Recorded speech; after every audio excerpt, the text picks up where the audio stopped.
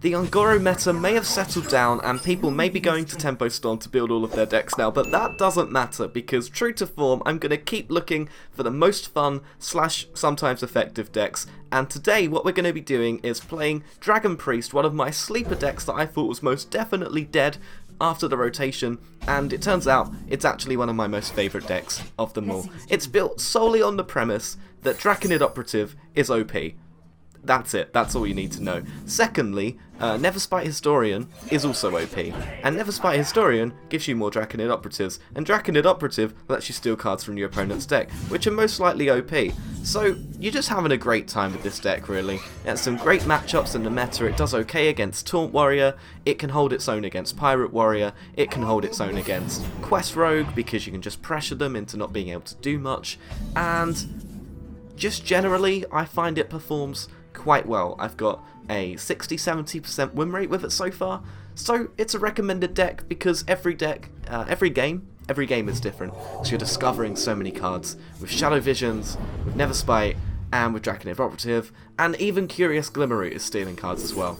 So it's one of those decks where you're making decisions on the fly and you're just having a good time, and that means that your opponent can't really play around you that much because they're not going to really know what's in your hand, which is kind of the downside to discover and pull a card from your opponent's deck and all these kind of steely kind of cards.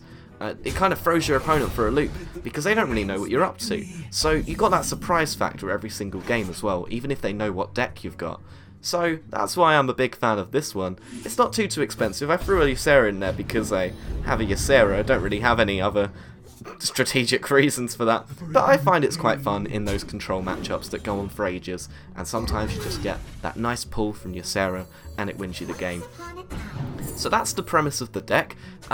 In terms of channel stuff, I have recently finished all of my coursework, so we're back to playing video games on the internet. I'm very excited about this fact. Playing video games on the internet is significantly better than essay writing. In fact, I'd say it is 100% better if I were to give it a numerical value.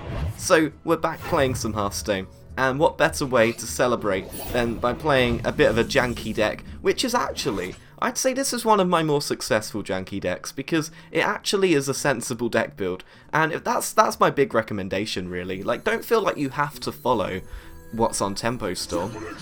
Now, this is a decent deck by all means, but you can just take a decent engine for a deck and do your own thing with it, and usually on the ladder that tends to work. Don't feel disheartened if you lose because, you know, across 10 games say, you probably won more than you lost, and that's why it's sometimes a good idea to get things like Hearthstone Deck Tracker.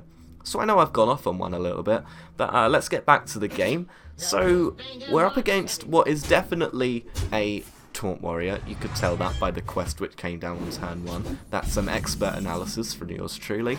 And here we're going to watch me stress and trying to find another way around not playing Dragonfire Potion. Now let me tell you, I do end up playing Dragonfire Potion, spoilers, but I really didn't want to get rid of that 1-3 and that 3-3 for some reason. So I was thinking something along the lines of Circle of Healing, and maybe if I healed my 3-3 and then attacked the 3-5 and then it would be on 3-2 and then I Circle of Healing and then, no that would put it up to 5 health, or maybe I Circle of Healing first just for 1, but then that would put my 3-3 back down to 3-3 because it would deal 1 damage to everything, although it would give my guy some more health, my 5-6 if I attacked, and I just decided, you know what, I'm out of time, and I just didn't do that anymore. Maybe someone who's smarter than me in the comments could figure out that turn, but I thought, that's fine, that's clean.